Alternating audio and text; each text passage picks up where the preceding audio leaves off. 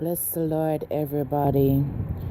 Today I was reminded of why I go through the struggles that I go through in life, and I've had the experiences that I've had.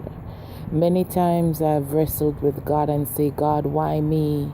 Why do I have to suffer? Why do I have to bear this? Why did this have to happen? Depression is a killer. There's no way about it. It hides behind a mask of phony happiness. And there's so many people around us who have been through depression. And today, my heart was touched. I could see the symptoms stamped out on the person before me. And I could see and know the symptoms and know that something was wrong. Friends, believe me, when you see somebody fainting and you know something is wrong, do not stop. Pursue it.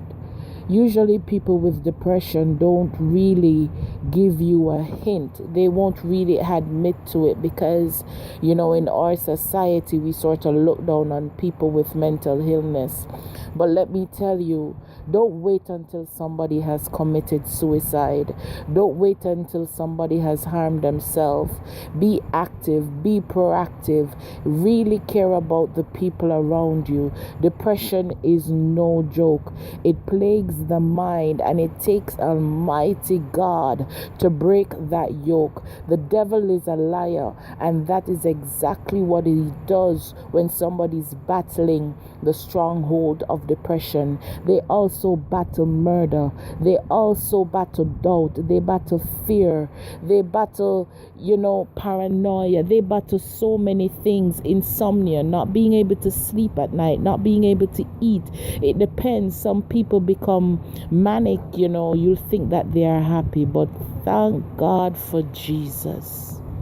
Thank God for Jesus. Please look out for your loved ones and for your friends. When people have gone through traumatic instances and they don't talk about it, please reach out to them.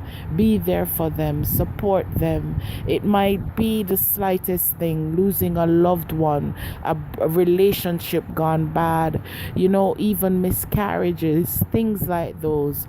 So please pray for the people who are battling depression, and let us just pray for our loved ones and our brothers and sisters in Christ all over the world, in Jesus' name.